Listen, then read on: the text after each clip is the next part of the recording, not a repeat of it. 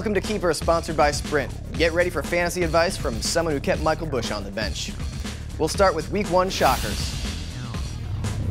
The pleasant surprise of the week, of course, is Kevin Ogletree, the hot waiver wire pickup that naturally went to someone else in your league. On the other side of the coin is D'Angelo Williams. With Jonathan Stewart out, he faced a Bucks defense that was one of the worst in the league and finished with negative rushing yards. No, that's cool, D. I didn't want to win any fantasy games this year anyway. I always recommend abstaining from trades for the first month of the season, but for those of you who are itching to make moves, let's go to the trading block. This week I'm selling high on 3 running backs with big performances in Week 1. Kevin Smith opened the season with 91 total yards and 2 scores, the perfect output to move him before he gets injured and or replaced by Michael LaShore, who comes back from suspension in Week 3.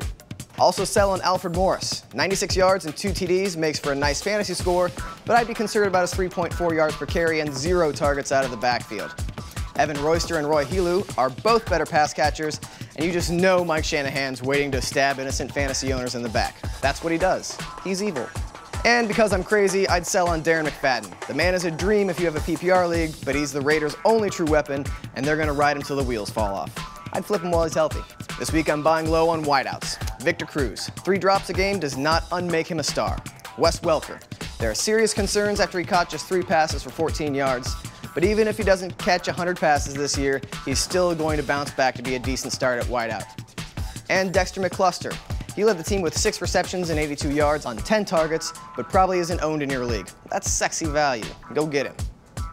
And now the reality check, where we evaluate the advice I gave last week.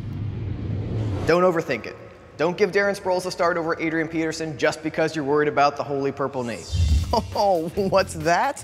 Adrian Peterson had 87 yards and 2 touchdowns 8 months after shredding his knee? Man, I'm good at this. I can't believe this show is free. But for real, hit me up on Twitter if my advice goes wrong. This segment works way better when I get humiliated. Time for Sprint Unlimited Upside, the one player destined for fantasy success.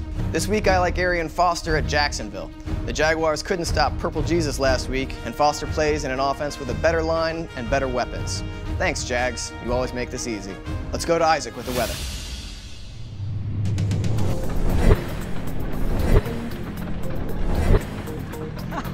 And that's how clouds come from. Thanks, Matt. This Sunday in Arizona, it's going to be a blistering 100 degrees Fahrenheit. But the Cardinals are traveling to fight the New England Patriots in Foxborough, Massachusetts, a place where the cider is always simmering, the leaves are always falling, and the air is as crisp as a Granny Smith apple. We'll see how the Cardinals do against the cold, dark tundra that is Bill Belichick's heart chambers.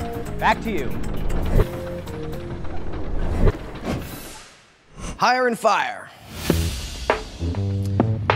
3 players you should pick up and 3 you should fire into space before they poison your roster with their not being good at football-itis. I'm serious, it's contagious. At wide receiver, hire Randall Cobb and fire Greg Little. The Packers wideout had 77 yards on 9 targets in Week 1 and lined up in the backfield several times. It's clear that the Pack want to make him a part of the offense, and with Greg Jennings hobbled by a groin injury for Thursday's game, Cobb's role will be increased. Add him and start him. As for Little, he caught 0 passes in Week 1, or 4 fewer than the opposing defense. Even if Brandon Weeden improves, I don't like Little's ceiling. Drop him. At quarterback, hire Alex Smith and fire Josh Freeman. I make fun of Smith's tiny hands, but he's a capable game manager on a good team, which makes him a better QB2 than, say, Freeman, who threw for a whopping 138 yards in Week 1, but is still owned in 83% of leagues. Who are you people? Stop that. And at running back, straight up drop Beanie Wells and pick up Jonathan Dwyer. Wells is splitting time with Ryan Williams in a lousy offense on a bad team, and he's got a gimpy hamstring. What's he going to do on your roster besides collect dust? Dwyer, on the other hand, will have an expanded role in Week 2 after looking great against the tough Broncos D. He's a good flex play in deep leagues. That's it for Week 2. If you need more fantasy talk, remember to check out the Fantasy War Room at SB Nation.